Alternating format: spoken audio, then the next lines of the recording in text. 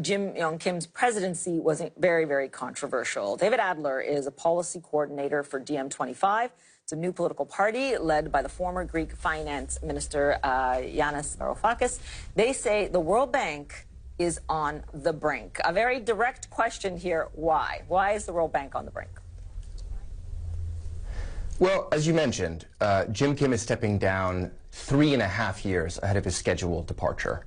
And he's heading off for a private equity firm known as Global Infrastructure Partners. So for one of the most powerful institutions in the world, as you mentioned, governing billions of dollars of investment, this is a tremendous crisis and signals a real need for reform at the World Bank. And in particular for Jim Kim, who really positioned himself as a principled visionary for the World Bank. You know, he's a career physician who prided himself on fighting poverty in the global south. This is a tremendous own goal. It's quite the equivalent of a progressive Supreme Court justice hanging up his robes in the middle of a Republican White House, because you go from Jim Kim, this global health expert, to a Donald Trump appointed head of the World Bank. Now, we can get into a longer conversation about what it signals about the deeper problems at the World Bank, that it is, in fact, the President of the United States who has historically appointed the head of this tremendously powerful multilateral institution.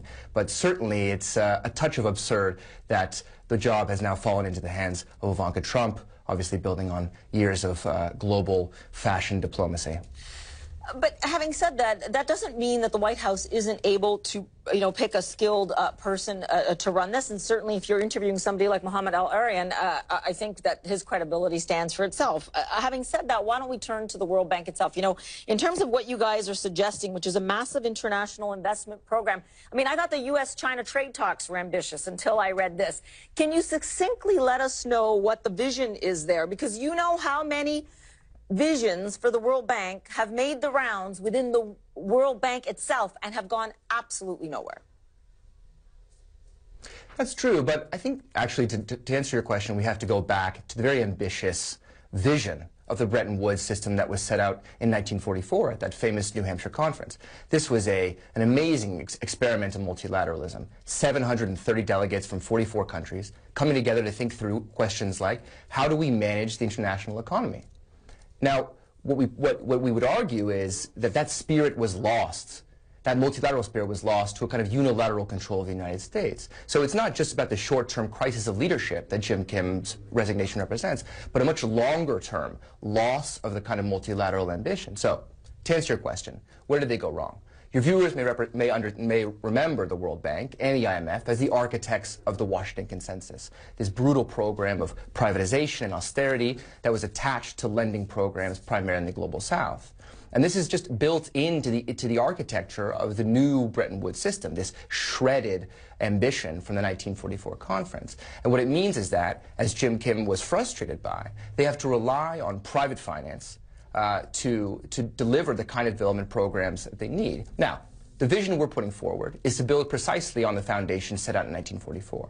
John Keynes, the chief British negotiator and one of the architects of Bretton Woods, argued for an international clearing union that would help rebalance the global economy. Now, the chief irony here is that the World Bank would be one of the architects, as I mentioned, of major imbalances in the global economy, trapping southern countries in relations of economic dependence to the core countries like the United States. What we're calling for is to redeem the radical spirit at the heart of Bretton Woods and put these amazing institutions with tremendous investment power to use in service of humanity. Okay, but I just challenge you on this. You're putting this forward. In terms of whoever the next president of the World Bank is going to be, what is your sell job to them in order to help them, convince them that the kind of reform that you're talking about, and it seems to be a multilateral approach that many countries are discarding right now, for better or for worse. How do you convince them that it's the way to go? And where do they get that multilateral consensus from? Yeah, so I think that the major shift we have to do is between two different types of multilateralism. The former type of multilateralism, which is getting a lot of flack, is the sort of flagellating multilateralism. I cut down if you cut down. It's the kind of thing we've seen with the UN environmental negotiations. I'll cut my emissions only if you cut your emissions. It's sort of a race to the bottom.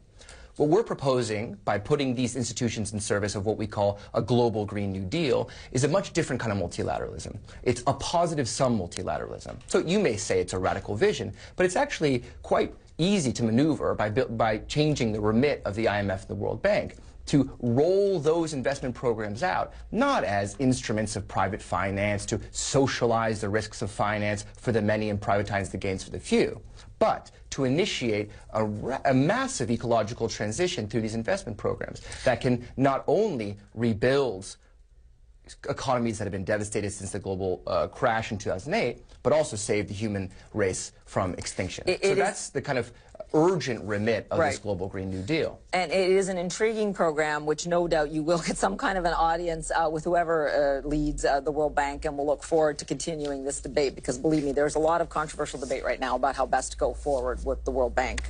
David, thanks so much. Really appreciate it. Now, we're going to completely switch gears here. The Super Bowl is coming to CNN's hometown. We've got a new stadium there, so we're throwing a party. And yes, you're all invited. Doesn't it look good? I mean, come on. We've got pizza and Pepsi.